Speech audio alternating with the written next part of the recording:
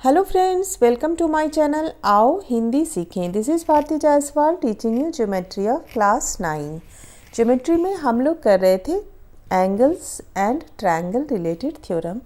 हमने थ्योरम 1 कर लिया था, now theorem 2। So let's see what is theorem 2। If two parallel lines are intersected by a transversal, prove that the bisectors of the two pairs of interior angles enclosed a rectangle। Figure में देखेंगे हम कि AB और CD, AB and CD both parallel lines, both are parallel lines and intersected by EF at the point G and H respectively। तो यहाँ पे दो pair of interior angles बन रहे हैं, जैसे AGH और GHC and BGH and DHG। और ये सारे जो इंटीरियर एंगल्स बन रहे हैं इनके बाइसेक्टर्स हैं GL, HL और HM एंड GM। तो थ्योरम हमारा ये कह रहा है कि bisectors of the two pairs of interior angles enclose a rectangle, means we have to prove that GLHM is a rectangle। Clear? एक बार फिर से समझते हैं question. AB and CD, two parallel lines intersected by transversal EF at the point of G and H respectively, and there are two pairs of interior angles AGH, CHG and BGH and DHG, and bisectors of these two pairs of interior angles are GL, HL, HM and GM। So theorem ये कह रहा है कि bisectors of the two pairs of interior angles enclose a rectangle, means we have to prove that GLHM is a rectangle। So let's start how we can prove this।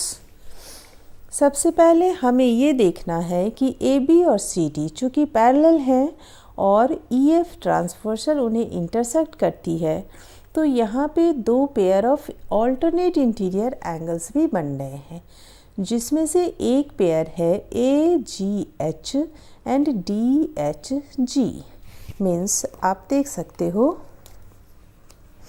ये angle AGH ये angle हो गया और DHG ये angle हो गया। ठीक है, चूँकि ये ऑल्टरनेट इंटीरियर एंगल्स हैं तो ये दोनों इक्वल होंगे। तो हम यहाँ पे लिख सकते हैं एंगल AGH इक्वल है एंगल DHG के, since both are alternate interior angles. तो चूँकि अब ये दोनों एंगल इक्वल हैं तो इनके हाफ भी इक्वल होंगे। तो हम लिख सकते हैं half of angle AGH equal to half of angle DHG। अब इस AGH के हाफ में से मीन्स यहाँ पे दो एंगल बन रहे हैं ये और ये, हम इस एंगल को लेकर चलेंगे। चूँकि हमें यहाँ पे इसे रेक्टेंगल प्रूफ करना है, इसलिए हम इस एंगल और इस एंगल को लेकर चलेंगे। ठीक है, तो हाफ में से हम ये पार्ट लिख लेते हैं एंगल HGM। ठीक है, हमने लिख लिया HGM इक्वल टू DHG के हाफ में से हम ले लेंगे LHG या GHL। क्लियर? तो एंगल GHL। अब आप ध्यान से देखिए कि हम इस एंगल और इस एंगल की बात कर रहे हैं, हमने इन्हें इक्वल प्रूफ कर दिया। अब अगर देखा जाए तो ये ऑल्टरनेट इंटीरियर एंगल्स हैं और ये इक्वल हैं। It means GM and HL are two parallel lines and GH transversal intersecting these two lines. Clear? तो क्या हो जाएगा, GM और HL जो है पैरेलल हो जाएंगे।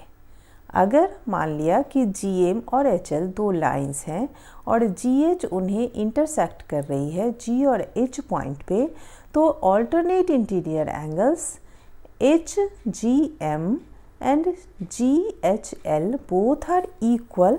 अभी हमने प्रूफ किया ये दोनों अगर इक्वल हैं तो इट मीन्स ये प्रूफ हो गया कि GM is parallel to HL। Clear? तो इसी तरह से आप ये भी प्रूफ कर सकते हो HM is parallel to GL। ठीक है, हम इसी तरह से आप जैसे हमने ये प्रूफ किया वैसे ही आप प्रूफ कर सकते हो GL पैरेलल HM।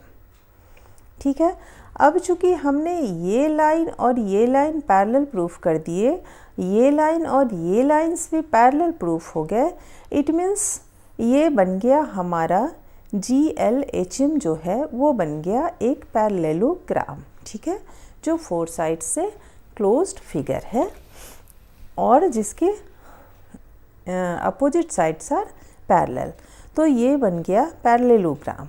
अब अगर हम इस पैरेललोग्राम के किसी भी एक एंगल को 90 डिग्री प्रूफ कर दें तो इट मीन्स ये पैरेललोग्राम हमारा रेक्टेंगल बन जाएगा। ठीक है, तो अभी आप ध्यान से देखिए कि AB और CD पैरेलल लाइंस है और EF उन्हें इंटरसेक्ट करती है, तो यहाँ पे दो अपोजिट इंटीरियर एंगल्स, ठीक है, या आप कह सकते हो ट्रांसवर्सल के सेम साइड में जो इंटीरियर एंगल्स बनते हैं उनके सम कॉम्प्लीमेंट्री होते हैं, मीन्स 180 डिग्री।